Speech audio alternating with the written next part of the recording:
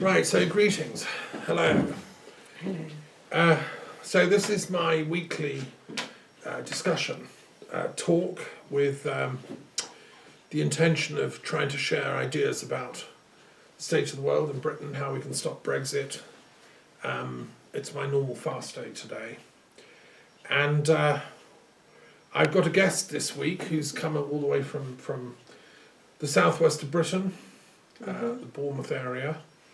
And so we're going to have more like a discussion this week instead of me just talking alone, since you're here and you've got some thoughts about the state of British politics and, you know, the problems Brexit is posing for us. Yes. So, and we've known each other for ages, like about 20, 25 years. We have. Well. Yes, we've known each other a long time. Yeah, and now you've come to find me in the middle of France. So I just want to introduce Arabella Gilleney here, who's an old friend from when I used to teach in Kingsley Hall in the East End of London at the Gandhi Foundation. I was teaching for Birkbeck College at the time, lecturing in peace studies, comparative religion, that kind of thing. And I was the educational director for the Gandhi Foundation as well, those offices there.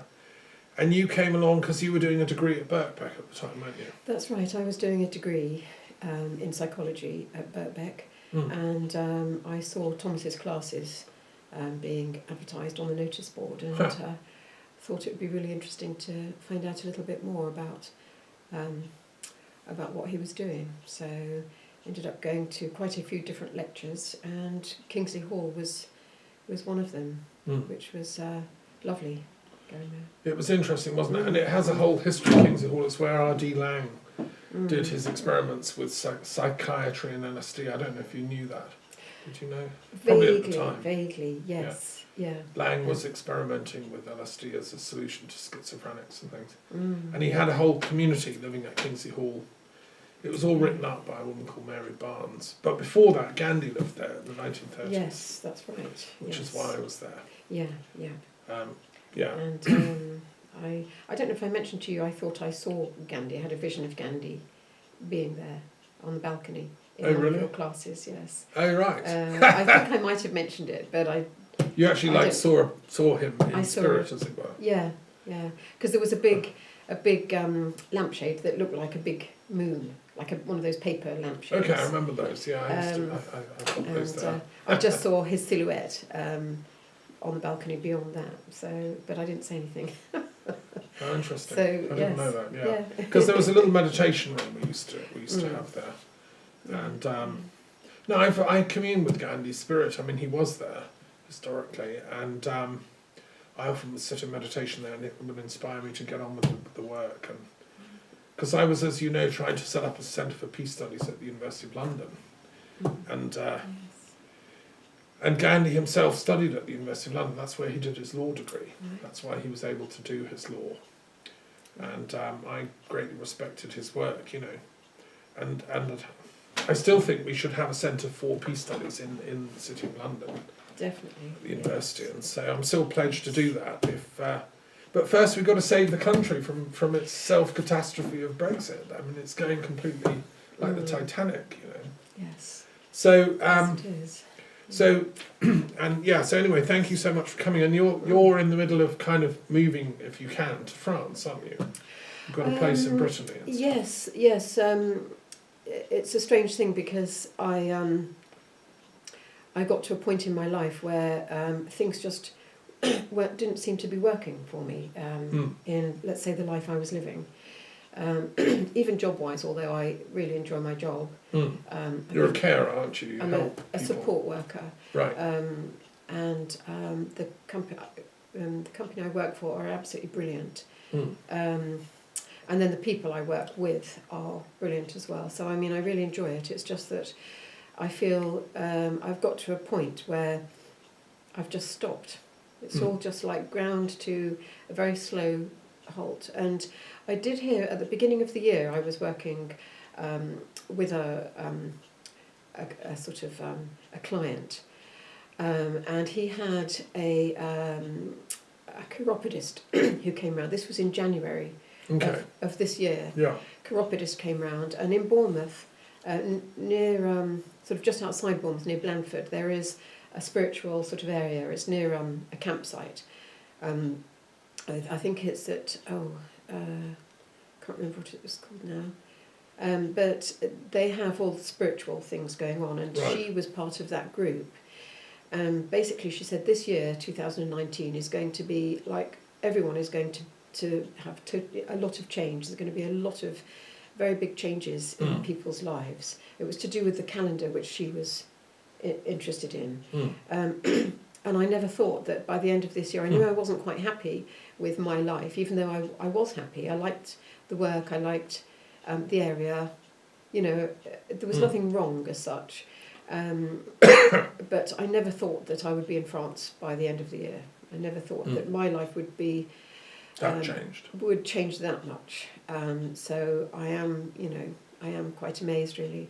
And I just got to a point where I moved. I wasn't particularly happy with where I was living, even though I liked the place, but I wasn't particularly happy. And then and you had landlord problems and stuff. You told me slight about. landlord problems. There's a reason to move. Yeah, which. But the main thing is yeah. you've got this property in France, isn't it, which you want to do up. That's right. Yes. But then, of course, if Brexit goes ahead, which we're trying to stop, people like you who want to be able to live in both countries, or me, it's going to be impossible, you know.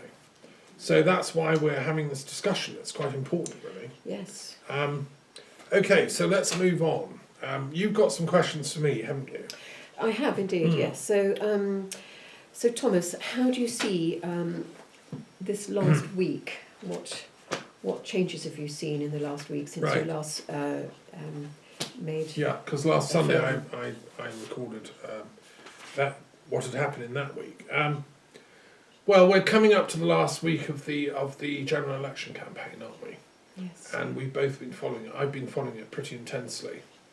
I'm very pleased that people like Hugh Grant have come out and started campaigning. I've always loved his work as an actor. I mean, I love Hugh's work.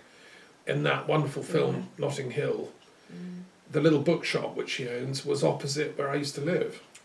When I lived in Notting Hill, where my two London daughters were conceived, you know, in Ledbury Road, it was just around the corner. So I feel I've actually been in that bookshop quite a few times.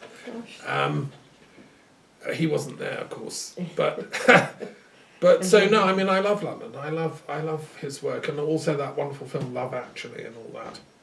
It represents to me the best of British character, which has always been about fair play and about doing the right thing, and you put that above personal interest. So thank God, you know, he's come out and started campaigning, and there are lots of other people. This last week, I mean, we've got John Major, who I once met, like, you know, a few feet away. When I went to the funeral service for John Smith, who was a Labour leader, who was a man of great integrity. I like John Smith.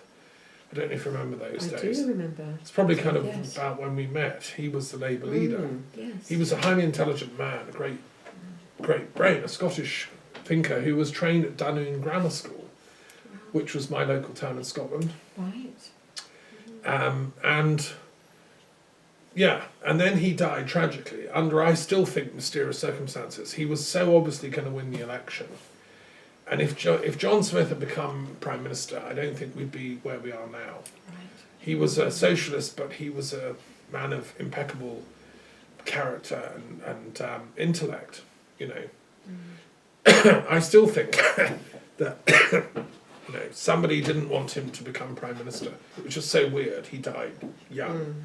And he's buried on Iona, which I've been to the grave in Iona, which is a sacred island of the monastery founded by St. Columba, who's one of my intellectual heroes. Have you been to Iona? No, I haven't. No. But you are part Scottish, though, aren't part you? Scottish. My mother is fully Scottish. Yeah. Yeah. So. But you've not been yet. No, we used to go regularly up to Scotland. Yeah. When we were young, but no, it's a place I would like Well, you have to go to Iona when you get a chance. When we've stopped Brexit and we can all breathe, or if Scotland becomes independent, then we can go to Iona. So I went to the funeral of John Smith. It was in Westminster Abbey, and there were all the British political elite were there. I was waiting at the front door for my then partner to come, and she was late, of course. And And then John Major walked in, like as close as you are, and he looked at me like he knew me. Right. Who is this guy? It was like there was a recognition. He stopped literally and looked at me as if to talk, and then he went on because it was so busy and it was. But there was a sort of flash of recognition, and I respected John Major because he was brought in, if you recall, after Thatcherism had failed, and the extremists represented by Thatcherism had just nearly destroyed our country's sense of solidarity and the sense that we're all in it together kind of thing. So thank God they got rid of Thatcher, and we had a decent Conservative, old school cricket lover, and so Came from Brixton as well. He came where from I used to Brixton. live. Oh, did he? Yes, he was a Brixton person. Right. He's the sort of guy that you would Yes. expect to see in the local Tesco's or something, and he wouldn't be too far high and mighty above you. And he was what I call a values Conservative, and of course some people say no, because he had an affair, he shows. Well, no, to me that just shows he's human. I don't hold that against him, No, I think he was a good man. So I've noticed he's come out saying, "Don't vote Tory in this election," which is, absolutely. any decent Conservative is saying, "Don't vote for Boris Johnson. He's not a true Conservative." And although he's adopted the slogan, his political minders are telling him to keep going on about one nation Conservatives. It's an absolute lie. None of us believe a single word that guy says. He's just a media creation. He is a media creation. He's a Daily Telegraph creation. He was a writer for them. I'm just reading. You've just encouraged me to start reading a book by Alice Bailey. I'm just reading the beginnings of it, but she has mentioned that in her day when she was growing up, people who were privileged, let's say, had a responsibility to help others. And she was saying that before, her and her sister used to go for a walk outside, they would get ready to take things to people that needed help. So, for instance, somebody who was not mobile, they would take books for her to read, and sweets for the children, and things for a mother who just had a baby. But she was saying there's a responsibility. And I was brought up in a fairly privileged upbringing in lovely houses.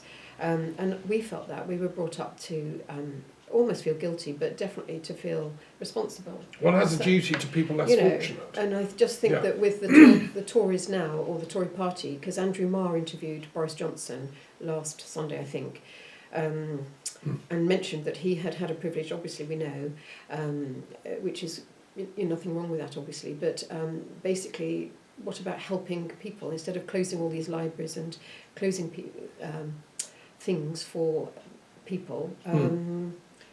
They've done the opposite almost. So that just crossed my mind. So I've just thank you. So. No, that's there we are. That's my thought for the day. Oh well, hopefully not the only one. Yeah. The thing I enjoyed about Alice Bailey's biography, which I've read, is that her autobiography, is that she was brought up partly at Moor Park in Home Counties, I think in Surrey. That's where she was talking about. A country house. Yes, about that. And that was founded by Sir William Temple, and she mentions Sir William Temple. I don't think she was a descendant of his, I'm not sure, but he was the most important diplomat in the days of the 1600s, when we had this so-called Glorious Revolution, when William of Orange brought in constitutional monarchy. That was a crucial moment in Britain's history when we chose to go the democratic constitutional monarchy route, as opposed to a kind of absolutist Louis XIV type, what the king says just is law forever. Yes. And it was Sir William Temple, the ambassador, who engineered that Glorious Revolution, you see, and brought in the Bill of Rights, under which it's the closest thing we have to a constitution. And I was just reading that, a few months ago, and I'd been reading about William Temple's life and his work and discovering him. He was an intellectual, he was a philosopher. He also was a gardener who brought the tulip to Britain. Oh yes, she mentioned that in her book. Yes. Did she? Yeah. So, he was a man of many qualities, and then I'd been reading about him and his role in political history now he was what you call an old school diplomat who believed in values. Like this woman, another thing that's happened in this last week, this Alexandra Hall, Britain's lead diplomat in the USA, in Washington, resigned.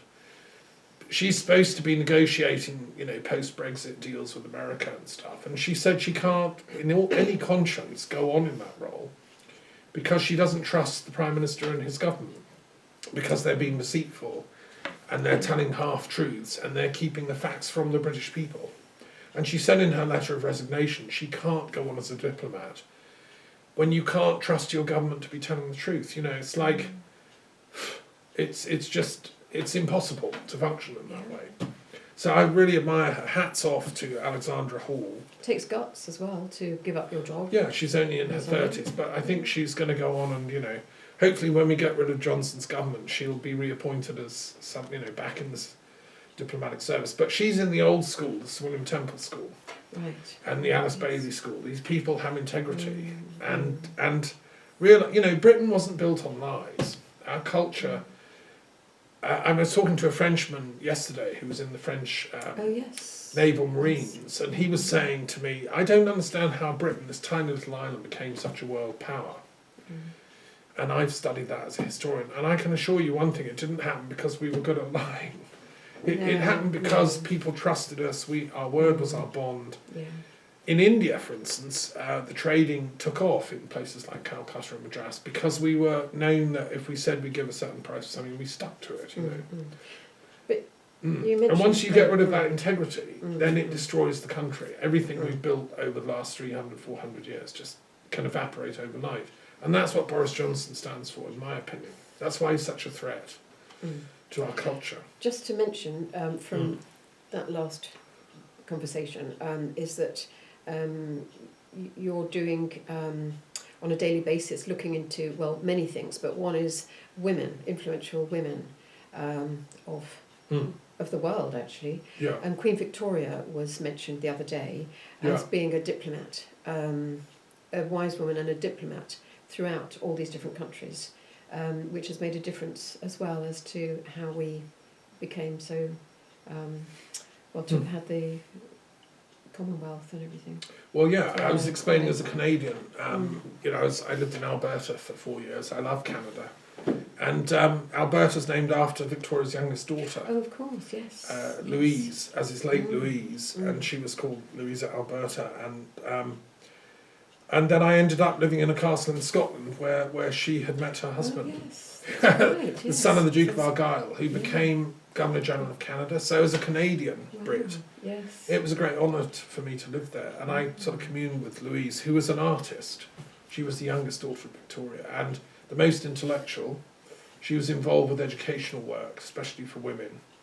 Amazing. And there was a whole sort of intellectual set in the Victorian times which involved Christian Bunsen, who was the Prussian ambassador to Britain, friend of Victoria, who was a friend of Florence Nightingale. He helped her go to Germany to study advanced nursing methods, which then she introduced to hospitals. And I worked in Canadian hospitals for 3 years, so these people, but they're old school. You see, the Boris Johnson lying brigade, Dominic Cummings, these people have no integrity. They shouldn't be anywhere near power, in my opinion. And the true Conservative Party, and the true Liberal Democrats and the true Labour Party were people and are people of integrity.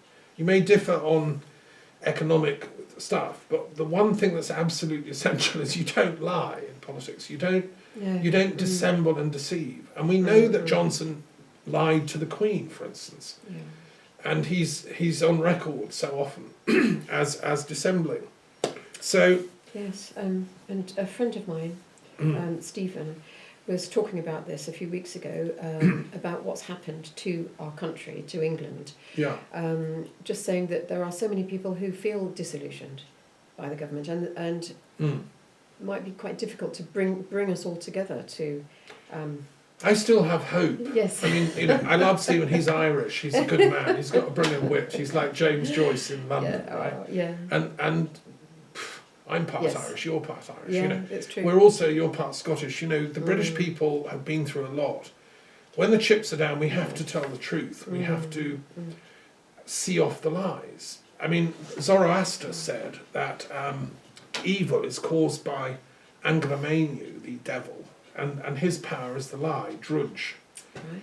And so it's an existential problem, the guy that founded the LSE, where I did part of my degree at the University of London, was a guy called Thomas Davidson, who founded the Fabian Society, which in turn founded the LSE, and I was, baptised through the chaplaincy at the LSE. So me and the LSE go back a long way. Yeah. I knew the chaplain there, and my daughters went to the nursery there for 2 years, right? Now, the motto of Thomas Davidson, who was a great philosopher at the time, friend of William James, and an expert, he said, look, the hosts of Ahura Mazda are laughing, but you have to tune in. You can't, if you're not philosophically advanced, you won't be able to hear that and get on that team. That's the team of the forces of light. Ahura Mazda's the god of light, if you want. And the Sayashant, the whole idea of the Zoroastrian tradition of helping mankind evolve to a spiritual enlightened place, which is what Alice Bailey talks about and all these other great sages, The question is how you can then put that into politics. The Fabians were created to do it gradually. The whole idea behind the Fabian Society is to get mankind to be more socialistic and thinking about the other as much as yourself. You have to also become spiritually awakened. Socialism was never just an economic creed. It was always from the beginning a spiritual creed. And I believe John Smith and other great thinkers knew that. And I think Corbyn in his own way realises that. He's just very careful what he says on television, because the right-wing media just destroy him whenever he speaks out. And do you think that having empathy, like true empathy, is connected with this? Or? Well, of course. Yeah. I mean, if you have no empathy, I mean, the comments that Johnson and his father, Stanley Johnson, made, I mean, the guy obviously disdains ordinary people. He thinks they're ignorant. They're not, they're not even worth bothering with. They can't read and write. They don't know how to spell Pinocchio. Those comments were just the tip of the iceberg, but we saw Stanley Johnson for what he is. And we know that's where Boris Johnson gets his attitude, which is this: these people are faux conservatives. They think that by adopting these high and mighty attitudes, that's what being a conservative is. It's not. If, as you were saying, if you are born into privilege, you then have to learn to share from compassion. So I think, just to say, this last week I've been thinking a lot about tactical voting. Okay. And how we have to, whatever our politics, whether we're Liberal Democrat, Green, SNP, whatever, Plaid Cymru, we all have to come together, Labour, and vote tactically for the person that's going to win that seat who isn't, for the Tory party. Yes. And I'm encouraged. The signs are that most people have got that message by now, and even the the father, I think it is, of that tragic chap that was killed.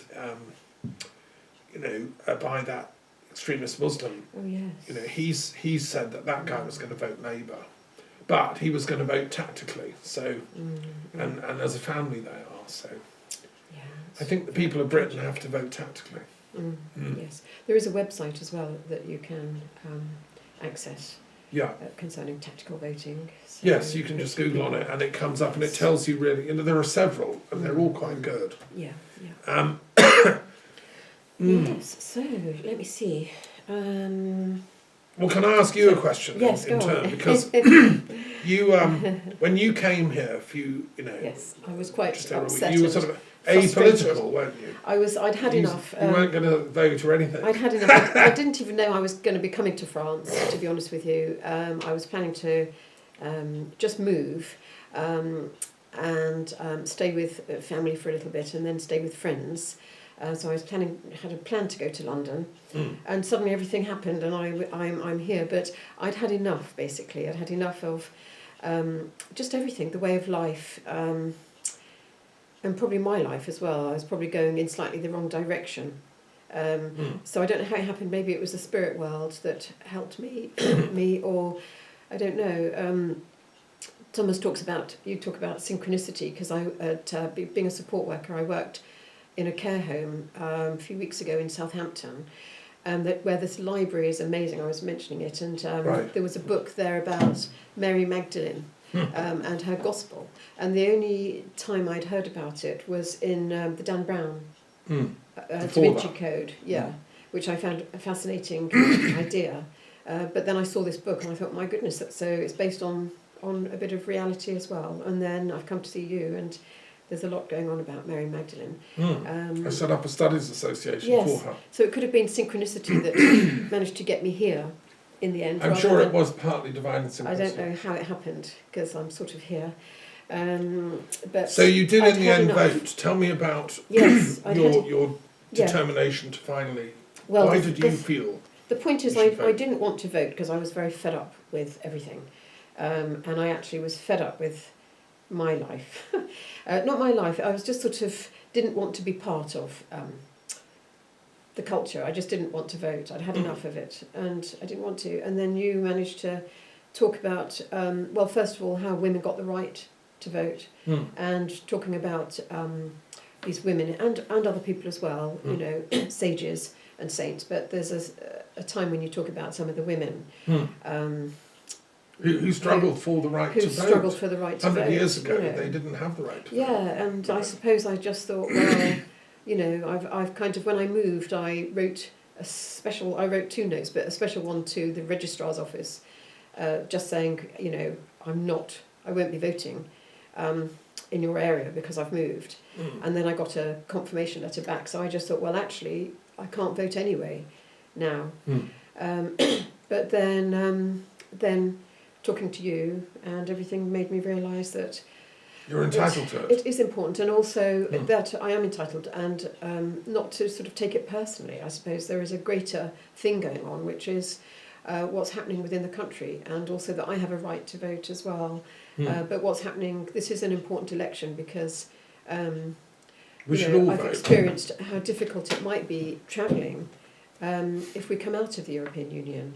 Like just travelling, and even if you've got pets and things, trying to get them, you have to wait. You'll have to wait a lot longer. It'll be a lot more expensive. Because you were able to bring your cat, weren't you, quite cheaply and no I no was, charge. but it had to be literally when I think was it the 29th of October, or there was a date when we were supposed to have when Well, Brexit. that was yeah. You know, but yes, basically everyone was panicking. The vets and everything had to print more material, print more literature for us, and everything. So it's made me realise it's going to be a lot more complicated if we're not part of the European Union. No, it's bonkers. Cats are totally Basically, against Brexit. Yeah. And that's why we see these videos with all the cats meowing against it. Yeah. And the dogs. And I Yeah. travelled when I was young. My sisters and I, we travelled. And everyone did it in those days. I think most people, it was a rite of passage to go Of our travel. generation. You Of our went around generation. Europe, didn't you? We went around Europe and And lived basically in Holland for a time? lived in Holland, yes, worked in France, went through Germany. Don't think we worked in Germany, and lived in Holland for a while. It was And was lovely. it you that I was telling me worked. about your sister got involved with a Dutch bloke? Yes, my They sister. got a house. Tell us about that, because Yes, that's interesting. well, we were both working on Jersey, and we both met chaps, had boyfriends, and so we eventually sort of weaved our way around working and got to Holland. We were going to see the, there was a thing in Italy going on as well that we were going to see, which we didn't in the end. Christ's thingy.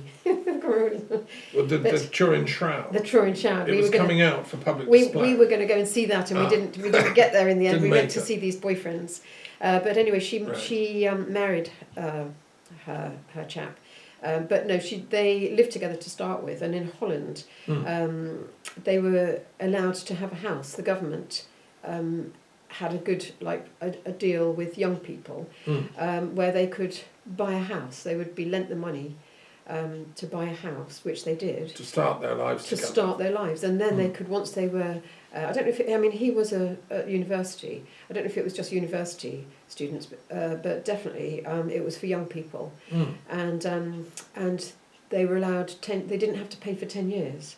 No repayment on And the by mortgage, that so- time, he had started a business, and So they could could pay pay it back before then. So it's very generous. Well, Very the- generous, yeah. The Dutch are Yeah. quite intelligent, and that's where Sir William Temple was It the was nice. ambassador. Right. But isn't that amazing? Ah, yes, the tulips. Yes. Yeah. And so I wonder if they So- still do that in Holland. But it's I the don't kind of know. thing we should do in Britain. You know, every young couple that get together, Yeah. instead of. I watched this terrible documentary in the week. There was one on Channel 4 which made me look at it about Britain's poor kids. Kids living in council estates and just in real poverty. throughout Britain, and it was taking the lives of 4 kids, one in Glasgow, Leicester, Nottingham, wherever. And they were skipping meals. They were just too poor to eat and heat the house and all the rest of it. And then the cultural poverty that happens as well, because they can't afford to go out. You can't go to the theatre, or you can't even afford to catch a bus to go to the library or whatever. And so I think that's what I find so distressing about Brexit, is it's going to make all that worse. Yeah. I actually worked with someone recently this year who they actually apply for, because they're under the poverty line financially, they get handouts from supermarkets and things. They actually get given, like give away food. They're allowed to have food given to them. And you just think it's terrible going on in our country, in England. Well, we're supposed to be. I mean, they always keep quoting we're the 6th wealthiest economy in the world. I mean, God forbid what all the others are like. I mean, I think the figures show that wealth is in the hands of a tiny elite, like the guy that just gave £1 million to the Conservative Party, some Brexiteer chap, who announced he wants chaos, he wants destruction, because it's good for his particular business. You see, those kind of people invest in the arms trade, in the security industry, in Group 4 and all the kind of, the locksmiths. And so when there's chaos and meltdown and so on, they all get more profits, because in that anxiety, they're the guys that then say, well, we'll sell you insurance, or we'll... Whereas I think that's totally the wrong way round. We shouldn't be investing in chaos. I believe, as I've said to you, that some of the people behind this fear-generated Brexit thing are chaos magicians, literally. And it's a sort of vogue thing in America, particularly in California, to be into chaos magic. And I've met Wiccans and other magicians who are really proud of chaos magic, and I say to them, no, we need order magic. Chaos is great, and but it has to be balanced by order. Too much chaos and you have a nervous breakdown. Our country's having the equivalent of a nervous breakdown, as far as I'm concerned, which schizophrenia is literally a broken heart. I'm approaching this medically. We have to heal the heart of our country through common sense and love, and that means order magic. And I'm with Osiris and the gods of order. And I'm with John Bercow, because he is the order magician of our generation, because he was standing there as Speaker of Parliament, sitting there saying, order, order. Yeah. I mean, what he's saying is order magic. Yes, and I wonder if a lot of people in England know exactly what they're voting for when they're voting for Brexit. Because people I've spoken to at work, and lots of people, they just seem to think it's an immigration issue. They don't seem to think about the wider implications. The other implications of how much it might cost, and the border issue in Ireland, and then the consequences of Scotland. And they've not been taught to think through these joined-up things. I think, in a sense, they were duped. We were duped slightly, and I'm the understatement of the year. You heard it here. Yes, you were duped. Yes. Well, I don't know, but no, absolutely, it's interesting. you were duped. People completely and 100%. that I've spoken to at work, there's very few people who understand Brexit, and the ones that didn't vote for Brexit, and then the people that have voted for Brexit still don't quite understand what it is they're voting for exactly, apart from the immigration issue. But then people are affected, like on farms and people, they're affected because there's a lot of people, Europeans and no longer coming to and people pick the who are apples scared to stay in the country in England, because they don't. It's not secure. And in the NHS, yeah.